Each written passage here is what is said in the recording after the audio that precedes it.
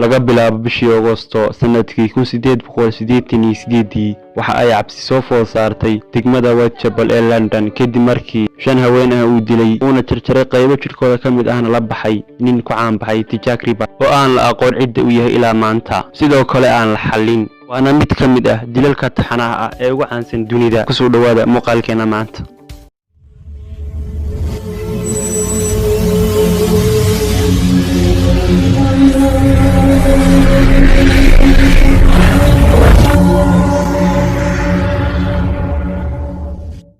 daawada si aan u soo badino muuqaalada noocan oo kala ah ku soo bir kanaalka kori maskaxdaada adigoo subscribe saaraya sidoo kale si faafi muuqaalka oo la wadaaga asxaabtaada like-na ka ilaawin muuqaalka.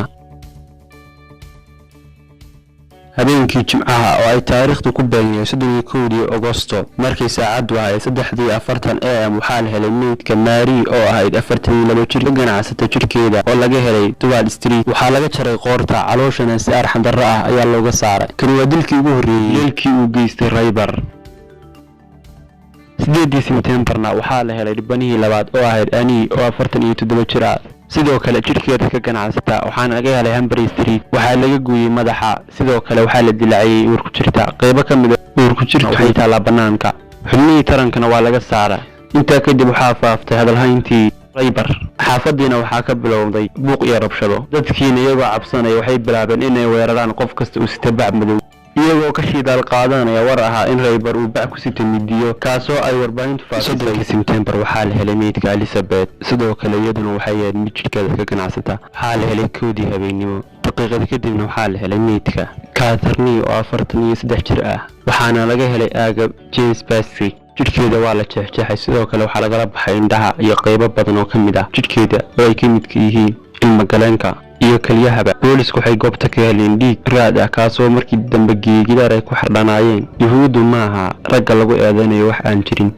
dadkii deganaa xaafadan iyo dhammaan magaaladii waxaa soo food saartay cabsi booliskuna waa ay jiraan la'ayiin meesha ay wax ka bilaabaan. 9 November-na waxaa la helay meydka Mary Jane tii ugu da'da yar ee dumarkii la dilay waxaa meydkeeda laga helay gurigii ay deganeyd sidoo kale waxaa lala baxay qaybo badan oo ka mid ah jirkeeda iyadoo waxa uu sii dheeraa in meydkeeda lagu xarbay sawir. dilka Mary Jane wuxuu ahaa dilkii ugu dambeeyay sidoo kale waxaa jira warar sheegaya in dilalku aysan ahayn 5 haween oo kaliya ee ay yihiin 11. jahwareerka dadweynaha iyo qeyladhaantu waxay sababeen inuu iscasilo taliyihii booliska magaalada. laguma guuleysan in la aqoonsado dambiilaha sababtoo ah waxa aad u yaraa qalabka baaritaan xilligaas kaliya waxaa dambiilaha lagu ogaan jiray inuu goobta kaga tago shay uu leeyahay iyo inuu jiro qof sifayn kara oo ku sugnaa goobta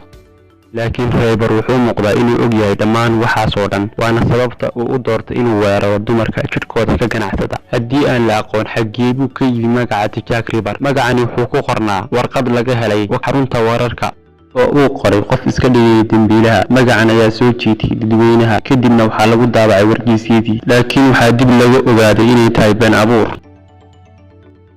1986 FBI waxay samaysay baaritaan aad u xeel dheeraa iyaga oo adeegsanaya aqoon aad u heer sareysa ayna soo taxeen dhammaan astaamaha ka suuragalka ah dambiilaha. waxaa jiray dad aad u badan oo looga shakiyay inay ahaayeen dambiilaha waxaana ka mid ahaa dhakhtar ka shaqayn jiray degmadaas oo lagu magacaabo Robert Mann iyo qoraagii caanka ah ee Lewis Carroll kaasoo qoray buugaag uu kaga hadlay dilkan. dadka lagu tuhmay kiiskan aad ayay u badnaayeen waxay gaarayaan 100. qofka ugu macquulsan ee lagu tuhmay dilkan waxa uu ahaa nin dhalinyaro ah oo ka yimid Mareykanka oo yimid 2 bilood ka hor dilka waxa uu deganaa goobtii dilku ka dhacay sidoo kale waxa uu lahaa xirfadda dhakhtarnimo ee qaybta qalinka. markii dib loo baaray waxaa la ogaaday inay kala tageen xaaskiisa kadib markuu ogaaday inay tahay hablaha jirkooda ka ganacsada. ilaa iyo maalinkaas waxaa ku socday baaritaan kiiskan. sanadkii 2014 koox saynisyahaan waxay isku dayeen inay baaraan DNA-ga Ripper waxaana iska horreeyay culimadii waday baaritaankaas iyo culimadii hidaraaca. sidaas awgeed waxaa hubaal ah inaan la ogaan doonin cidda uu yahay Jack Ripper. intaas ku eegay muuqaalkina maanta haddaba ha ilaawin inaad dhiirigeliso daawade adigoo subscribe saaraya kanaalka sidoo kale muuqaalka la wadaaga asxaabtaada adigoo ku share gareynaya social media sidoo kale like saar muuqaalka.